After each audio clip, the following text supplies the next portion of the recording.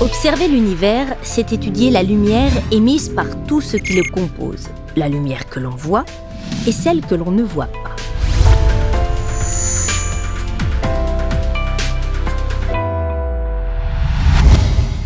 Tous les éléments et événements de l'univers, planètes, gaz, étoiles ou explosions d'étoiles, émettent de la lumière, plus exactement un rayonnement électromagnétique. Il a la forme d'une onde, caractérisée par sa longueur et donc sa fréquence et son énergie.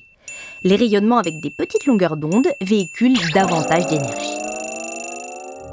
Observer l'univers, c'est capter et observer ces ondes. Alors, certaines sont visibles à l'aide de télescopes optiques, celles qui correspondent à la lumière visible que notre œil d'humain est capable de capter.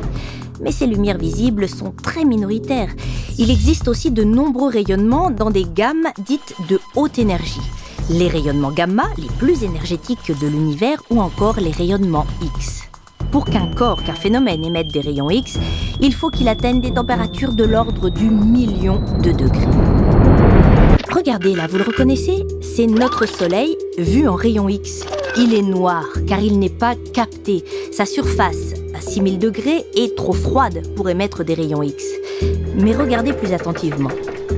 La photo en rayons X dévoile une puissante éruption solaire projetant de la matière surchauffée qui émet ce type d'onde.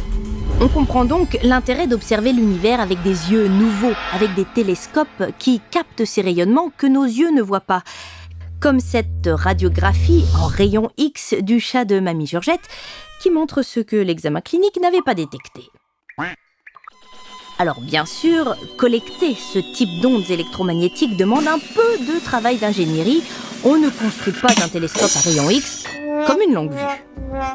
Rayons X, gamma et ultraviolets, qui ont eux aussi des longueurs d'onde très courtes, ne traversent pas l'atmosphère terrestre. Et c'est mieux pour notre santé. Il faut donc les observer depuis l'espace à l'aide de télescopes spécialisés comme Integral ou bientôt SVOM dédié aux rayons X et gamma.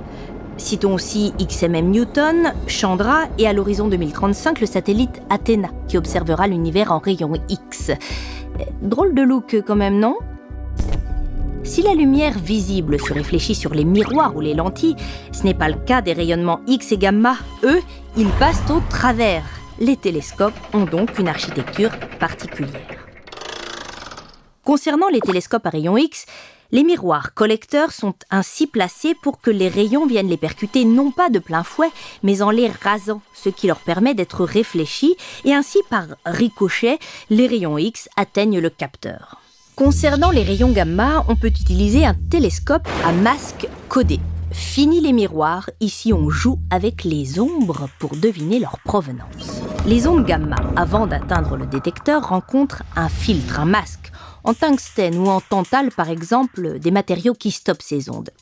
Et ce masque comporte des trous selon des motifs précis, des trous qui laissent donc passer les rayons, dessinant ainsi un schéma sur le détecteur.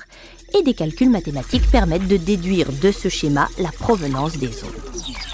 Mais qu'observe-t-on à l'aide de télescopes X, gamma ou UV ? Attention, âme sensible, s'abstenir, car ces ondes très énergétiques sont produites par des événements d'une violence hors du commun, comme l'implosion ou l'explosion cataclysmique d'une étoile, ou l'éjection de matière surchauffée alors qu'elle se fait dévorer par un monstrueux trou noir. Et si nous changions de type de télescope pour quitter cet univers brutal et observer la naissance d'un bébé étoile ?